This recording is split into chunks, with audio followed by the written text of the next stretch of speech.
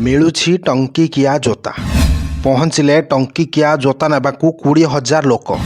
କେଉଁଠି ମିଳୁଛି ଏହି ଟଙ୍କିକିଆ ଜୋତା? ଆସନ୍ତୁ ସମ୍ପୂର୍ଣ୍ଣ ଅପଡେଟ୍ ଜାଣିବା। କିନ୍ତୁ ତା ପୂର୍ବରୁ ଯଦି ଆପଣମାନେ ଏଯାଏଁ ଆମ ଚ୍ୟାନେଲକୁ ସବସ୍କ୍ରାଇବ୍ କରିନାହାନ୍ତି ତାହେଲେ ଏବେ ସବସ୍କ୍ରାଇବ୍ କରି ପାଖରେ ଥିବା ବେଲ୍ ଆଇକନ୍ ଦବାଇ ଅଲ୍ ଉପରେ କ୍ଲିକ୍ କରିଦିଅନ୍ତୁ। ପ୍ରତିଦିନ ସୋସିଆଲ ମିଡ଼ିଆରେ ଅଜବ ଅଫରର ରିଲ୍ସ ଭାଇରାଲ ହେଉଛି। କେରଳର କୋଝିକୋଡ଼ରେ ଏପରି ଏକ ଭାଇରାଲ ଅଫର ହଇଚଇ ସୃଷ୍ଟି କରିଥିଲା। ଶୋରୁମର ଉଦ୍ଘାଟନୀ ଉତ୍ସବରେ ଦେଖିବାକୁ ମିଳିଥିଲା ପ୍ରବଳ ଗହଳି। କୁହାଯାଉଛି ଯେ ଉଦ୍ଘାଟନୀ ଉତ୍ସବରେ ଦୋକାନ ମାଲିକ 1 ଟଙ୍କାର ନୋଟ୍ ନେଇ ଆସିଥିଲେ। ପ୍ରଥମ 100 ଜଣଙ୍କୁ ମାଗଣା ଜୋତା ଦିଆଯିବାର ପ୍ରତିଶ୍ରୁତି ଦେଇଥିଲେ ଏବଂ ଭାଇରାଲ ଖବର ଦେଖି ଜୋତା କିଣିବାକୁ 20,000ରୁ ଅଧିକ ଲୋକ ପହଞ୍ଚିଥିଲେ। ଲୋକଙ୍କ ମଧ୍ୟରେ ଧସ୍ତାଧସ୍ତି ଏବଂ ହଙ୍ଗାମା ହୋଇଥିଲା ଓ ଭିଡ଼ ଏତେ ବଢ଼ି ଯାଇଥିଲା ଯେ ପରିସ୍ଥିତି ନିୟନ୍ତ୍ରଣ କରିବାକୁ ପୋଲିସକୁ ପହଞ୍ଚିବାକୁ ପଡ଼ିଥିଲା। ପୋଲିସର କହିବା ଅନୁଯାୟୀ ଅନେକ ଲୋକ ମାଙ୍ଗାଲୋର ଏବଂ ତ୍ରିଶୂର ସମେତ 100 କିଲୋମିଟର ଦୂରରୁ ଆସିଥିଲେ। ଦୋକାନ ମାଲିକ ଖୋଲିବା ଦିନ ସୋସିଆଲ ମିଡ଼ିଆରେ ପୋଷ୍ଟ କରିଥିଲେ ଯେ ଜୋତା 1 ଟଙ୍କାରେ ମିଳିବ ଏବଂ ଅନେକ ଲୋକ ଏହା ବିଶ୍ୱାସ କରି ସେଠାକୁ ଆସିଥିଲେ। ହେଲେ ଏହି ଅଫର ଭିଡ଼ିଓ ଖୁବ୍ ଭାଇରାଲ ହୋଇଥିଲା।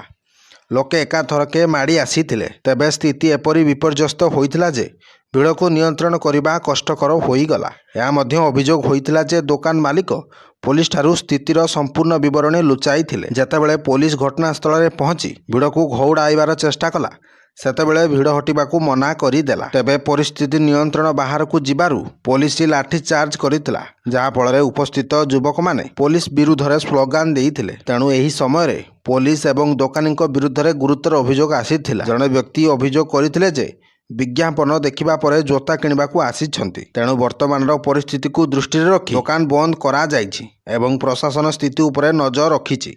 Bureau report, Odisha news.